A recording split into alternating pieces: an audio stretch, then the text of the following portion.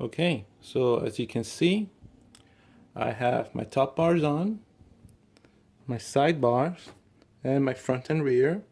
I oriented it the proper way, so if you notice, those holes are towards the back, as it should be. You can notice it with the lines. So as I mentioned, that's why I wanted to leave the lines so you can tell where everything is more easily. Now the last piece missing for the frame is the top bar.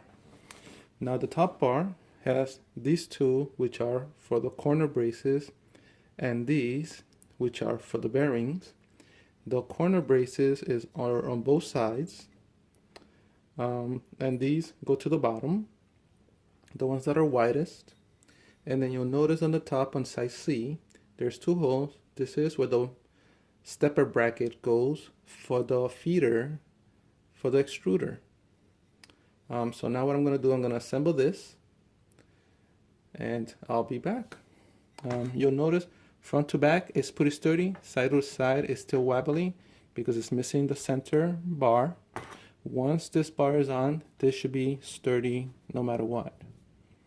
Now, one thing I want to mention, which I haven't mentioned before, another reason that I'm using the 2/16, other than tapping, and I'm using 1-inch tubing, is that while this is a 3D printer, my hope is that possibly at some point have a motor that I can put in there to make it into a PCB milling machine in order to create PCB boards. But we'll get to that if I'm able to do it. So I'll put on the top bar and we'll be back. Okay, so here is the frame assembled. You can see the top bar up there. Our bottom is done. As you can see, it's pretty strong.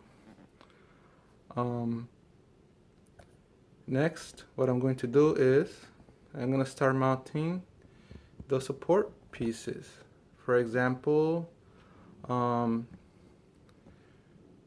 the y-axis rail braces, our z-axis, our x-axis beam. I'm still working on the plates for that, but since I'm doing this as a series, so I'm going to put it out probably all in one shot. You'll see that.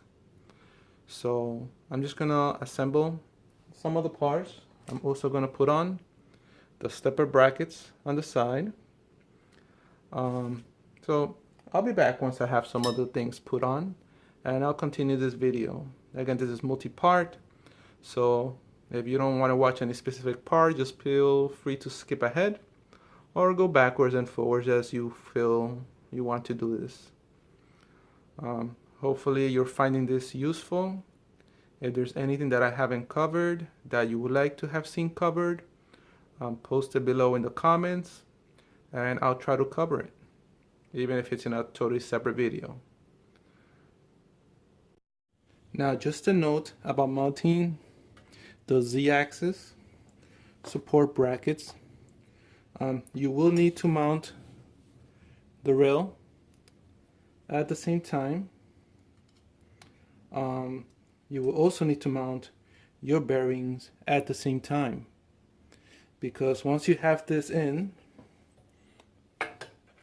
you're not going to be able to put anything on it. Okay, so once this is on here, you can see here, I forced it in here right now. You're just not going to be able to do anything. So you have to mount your hardware, everything on that you will need. That includes your bearing blocks. Okay, so on here, I'm going to mount my 2 bearing blocks. So I'll do that on video right now. And you can see this is a little tight. I'm going to loosen these because these rails, for some reason, they're just a little longer and they're not flush. They're supposed to be 400 millimeters, but I'm finding they're a little longer, which is perfectly fine. Better longer than shorter. You can always shorten them a little bit. If they're shorter, you kind of make them longer. Before I put anything on it, I'm gonna clean these. These came with a little glue that you can see there. They had, for some reason, they put tape on them. So I'm gonna clean them up. I'm gonna try a little oil first to see if that gets rid of that glue. Some glues are affected by oil, especially the weaker from tape and stuff like that. So, and at the same time, I just clean out the rod with a little light oil. Let's see. So as you can see on there, I hope you can see, the glue's gone. So the light oil, I used 3-in-1 oil. I'm not endorsing them, it's just the oil that I had and that's what I'm using. So just in case you were wondering what you could use. You could try different things. You might even be able to try some WD-40 type oil, up to you. So I'm just gonna assemble this.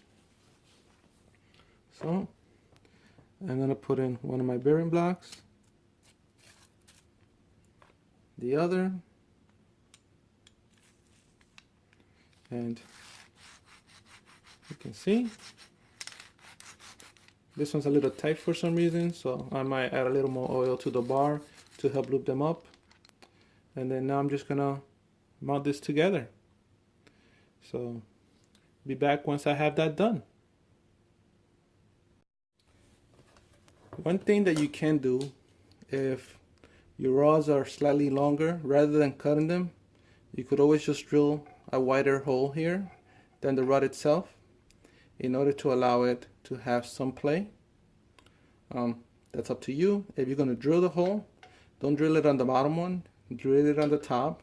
That way, if for some reason it becomes loose, your little mount here or bracket becomes loose, it doesn't slide in and come out.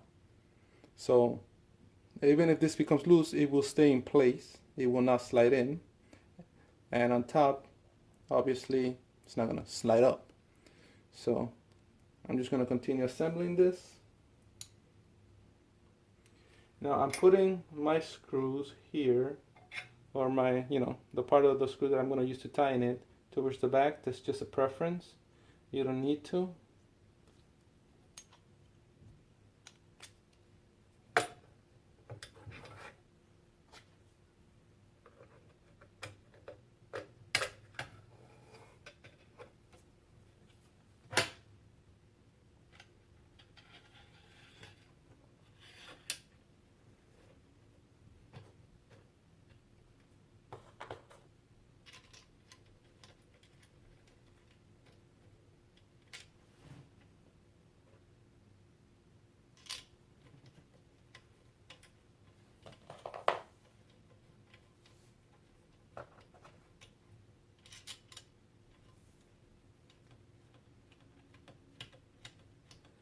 Now you might notice I'm using very small Allen wrenches.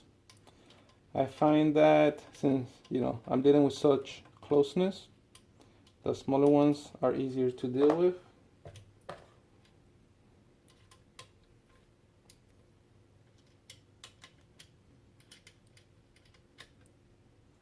It does make it a little cumbersome, of course, when you're dealing with something so small.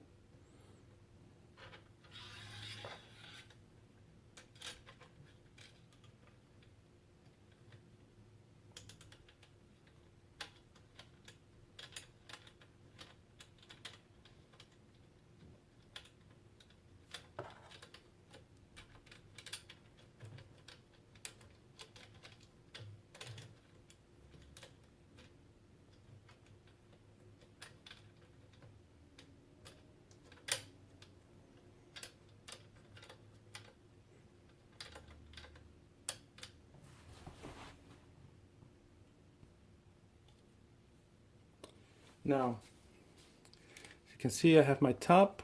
Well, actually, you cannot see. I have my top, I have my bottom. I'm just going to check that they're more or less level. There is some tolerance to this because I always assumed that they would not be perfectly level. So that's part of the reasoning of using the thinner screws. Technically on these I should be using M5s. That's what it calls for, but I'm using the M4 in order to give me some leeway to adjust as I need to. The same thing goes with here. If I need to adjust this, you can see it has, well, I hope you can see, it has some play. So that way I can adjust my leveling as I need to. It doesn't have to be 100% exact, just good enough that it's fairly straight. We'll see how that affects the printing, being that this is all homemade as far as the frame, the drilling and everything.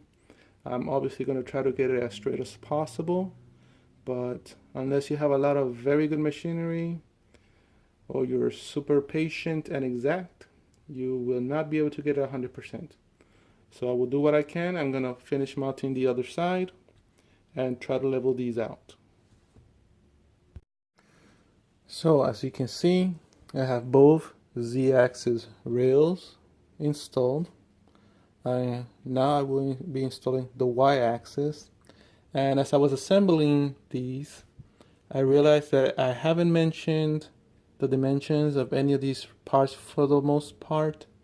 I will be including a parts list with the link that has the schematics for the parts that you need to cut, and I have a list of all the parts that I used and how much of each I've used. So if you're curious and you're thinking of building one of these, just look at the links below.